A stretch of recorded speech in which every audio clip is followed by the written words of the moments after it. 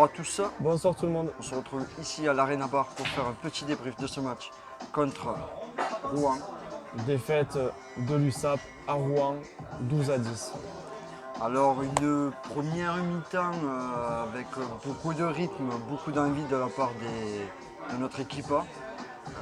Une grosse défense qui permet de récupérer des ballons, de les jouer derrière avec une bonne attaque, une bonne vitesse. Une bonne conquête aussi, Ouais, une des bonne bonnes prises mêlée, une bonne touche. une bonne prise d'intervalle. Comme disait Jérém, des bonnes mêlées, des bonnes touches. Un essai au bout de Jean-Bernard Pujol qui nous permet de mener à la mi-temps 10-9. Même si on commençait quand même à voir que les petites fautes bêtes revenaient et qu'on encaissait quand même 3 pénalités au pied.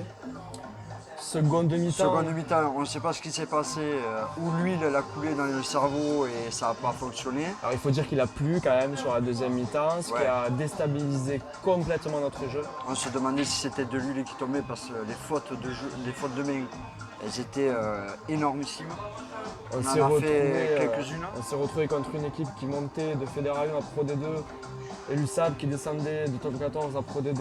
Et tu sais quel match ça me fait penser ce match-là? Contre Carcassonne.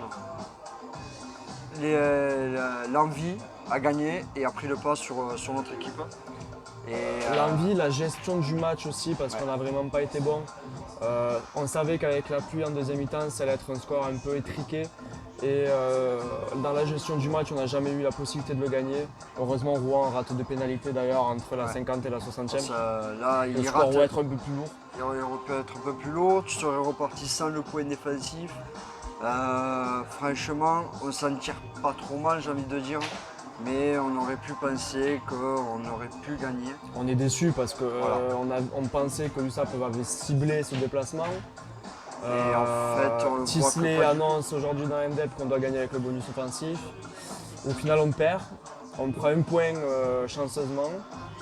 Il faut vraiment une grosse remise en question. 3 défaites en 5 matchs dans ce Pro D2, 3 à l'extérieur où ça laisse complètement à désirer. À l'extérieur, on n'y arrive pas du tout. Tu vois que c'est tout le temps pareil. Tu lâches en deuxième mi-temps et les autres équipes prennent le pas sur toi. Et c'est toujours pareil. En plus, Rouen n'a rien montré, mais strictement rien montré. Ils ont fait du jeu à une passe, toujours devant. Ils ont fait une très grosse mêlée en deuxième mi-temps qui a permis de sauver dans leurs 5 mètres. Et après, ils ont pris une confiance énormissime. Et du coup, bravo à eux. On peut dire que le banc de l'USAP était peut-être un peu trop jeune pour ce Pro D2. Peut-être un peu pas trop expérimenté. J'ai envie de dire qu'il y a la Coupe du Monde, il y a des joueurs blessés, mais les jeunes sont censés être au niveau de l'équipe première.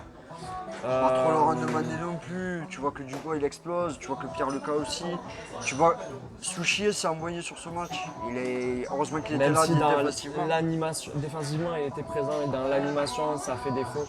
Et il a manqué cette charnière qui te permet de faire gagner ce match. Ou ce centre qui transperce la défense. Un impact player, mais dans le centre, pour qu'il casse cette ligne de défense qu'il y avait au Rouen. On est déçus, c'est pas encore catastrophique. Prochain match dimanche prochain au Stade Face à- Aimé Gérald contre face à Angoulême. On se donne rendez-vous à ce moment-là, on espère qu'une grosse remise en question parce que là si on se loupe Angoulême ça va être dur. Hein. Et j'espère qu'on récupérera quelques joueurs, parce que tu vois qu'il manque énormément. Donc on se retrouvera la semaine prochaine. Bisous!